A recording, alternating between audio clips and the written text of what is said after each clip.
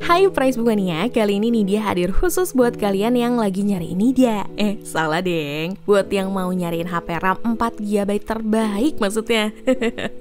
Kalau nyari Nidia mah gampang banget, tinggal pantengin terus aja playlist daftar produk di channel YouTube Pricebook. Tapi buat yang nyariin HP RAM 4GB terbaik, nih sekarang Nidia kasih mulai dari spek terendah sampai spek gaming. Penasaran ada apa aja produknya? Check it out! Untuk daftar yang pertama, ada Poco M3 Pro 5G. Kalau kita lihat secara umum nih, sepertinya RAM 4GB identik dengan kelas HP entry level. Namun pihak Poco rasanya ingin membuktikan bahwa kelas entry level juga berhak untuk menikmati spek yang ada di kelasnya, dengan menyematkan jaringan 5G di smartphone yang satu ini. Maka dari itu, Head of Marketing Poco Indonesia, Andi Rendrang, mengatakan hadirnya spesifikasi chipset MediaTek Dimensity 700 ini mampu menawarkan performa flagship level dengan tetap mempertahankan daya konsumsi yang lebih rendah untuk masa pakai baterai yang tahan lama berkat fabrikasinya 7 nanometer. Kalau ditanya soal performa bermain gamenya, Poco M3 Pro 5G mampu bermain PUBG di settingan HD High. Sedangkan untuk game Genshin Impact masih mampu dimainkan dengan lancar walaupun menggunakan settingan terendah. Nah, untuk mendukung performa gamingnya, smartphone ini memiliki kapasitas baterai 5000 mAh yang udah support fast charging 18 watt. Dari portnya juga sudah menggunakan USB Type-C ya, Price Bukannya. Untuk harga dan spesifikasi terupdate dari Poco M3 Pro 5G ada di scene berikut.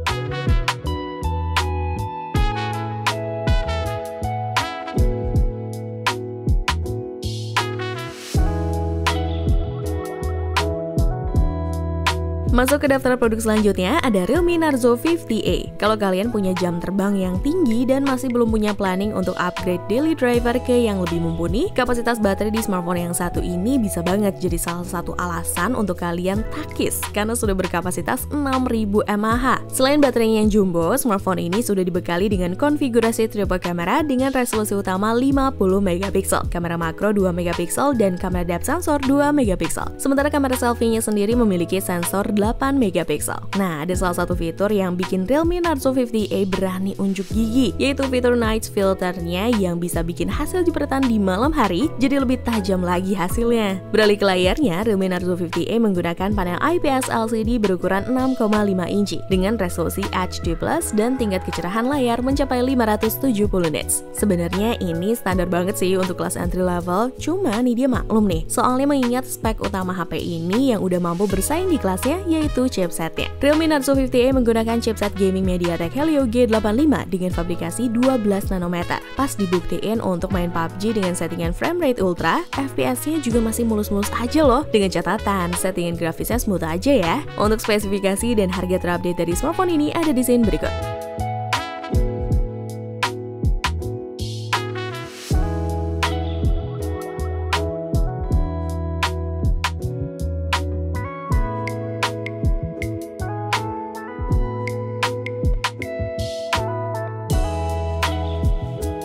Untuk daftar selanjutnya hadir dengan Realme untuk melengkapi seri 8-nya nih, yaitu Realme 8i. Sayangnya, smartphone yang satu ini tidak dilengkapi juga dengan jaringan 5G seperti yang dirilis versi global. Emang sih, soalnya kan dipasarkan untuk kelas entry level juga, tapi rasanya dengan beberapa spesifikasi yang akan Nidia sebutin nanti, sepertinya melebihi dari cukup meskipun tanpa jaringan 5G. Nidia bisa bilang kalau sektor layarnya adalah salah satu nilai jual utama smartphone ini. Soalnya nih, selain memiliki resolusi 2412x1080 pixel pada layar dengan dimensi 6,6 inci, Realme 8i juga sudah memiliki refresh rate layar yang cukup tinggi untuk di kelasnya, yaitu mencapai 120Hz dengan touch sampling rate 180Hz. Selain mengedepankan layar, Realme 8i juga mau unjuk gigi soal kamera. Untuk resolusi kamera utamanya, smartphone yang satu ini menggunakan sensor ISOCELL GN1 50MP.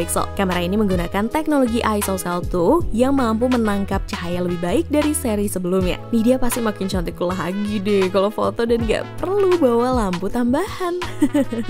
Beralih ke performanya, Realme 8i menggunakan chipset gaming MediaTek Helio G96. Hasil performanya pun gak jelek, soalnya pas dipakai main Pokemon Unite bisa dapat settingan default high untuk grafisnya dan medium untuk frame rate-nya. Kalian bisa kepoin harga dan spesifikasi terupdate dari smartphone ini di scene berikut ya.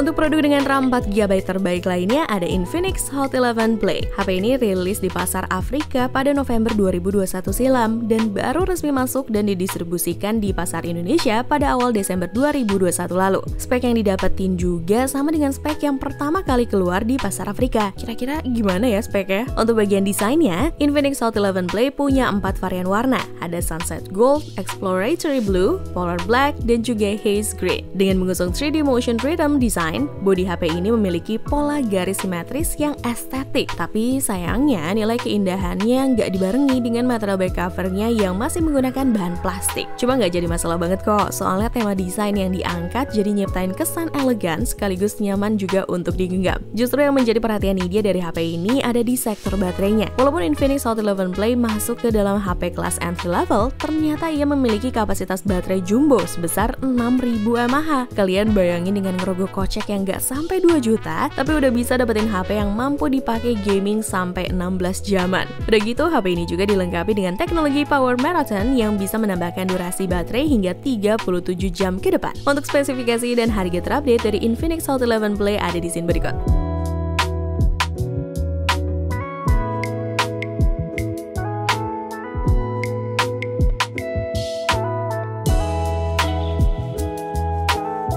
Next, sekarang nih dia punya Samsung Galaxy M12. Perilisan smartphone ini pada awal tahun 2021 dibarengi dengan smartphone Samsung lainnya mulai dari kelas entry hingga ke menengah. Pada awal perilisannya pun HP ini disasar untuk kelas 2 jutaan. Jadi buat kalian yang kaum mendang-mending nih, bisa masukin smartphone ini jadi wishlist. Sudah mengalami peningkatan dari yang sebelumnya, Samsung Galaxy M12 menggunakan user interface yang terbilang masih baru untuk tahun 2022, yaitu One UI versi 3.1. UI ini terlihat sangat sederhana, tapi fiturnya juga banyak loh, mulai dari game launcher, dual messenger, hingga one-handed mode. Selain itu dikombinasiin sistem operasi Android 11. Smartphone ini sudah menyediakan asisten suara Bixby yang bisa menolong kita untuk mempermudah multitasking kita. Nantinya, seiring berjalannya masa pemakaian kita, Bixby juga bisa menyesuaikan preferensi kita loh. Karena sudah menggunakan chipset dan user interface rancangan sendiri, rasanya kita bisa juga untuk berekspektasi tinggi di sektor baterainya. Samsung Galaxy M12 memiliki kapasitas baterai 5000 mAh yang diklaim mampu bertahan seharian. Sudah didukung dengan adaptive fast charging 15 watt, smartphone ini akan terisi penuh dari 5% ke 100% selama kurang lebih 180 menit. Untuk spesifikasi dan harga terupdate dari produk ini ada di scene berikut.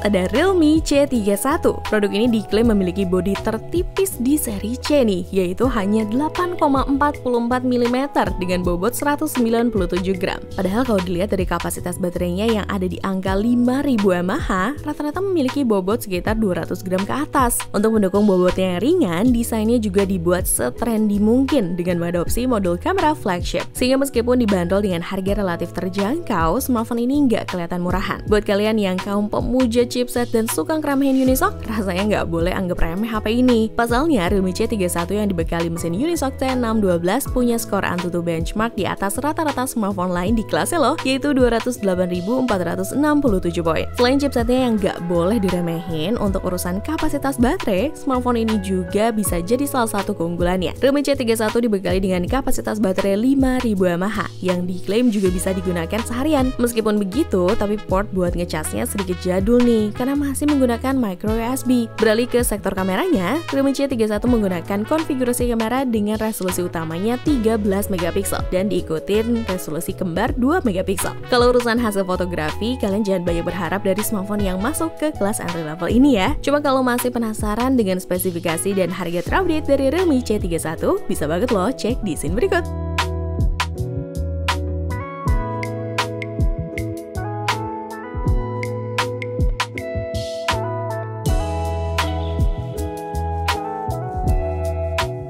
Udah ketemu belum spek gamingnya ada di produk mana? Kalau belum, mungkin di produk yang terakhir bisa kalian pertimbangin jadi smartphone spek gaming atau bukan. Kalau misalnya menurut kalian masih belum ketemu juga, bisa banget loh nonton video lainnya di playlist daftar produknya channel Pricebook yang khusus ngebahas smartphone dengan spek gaming.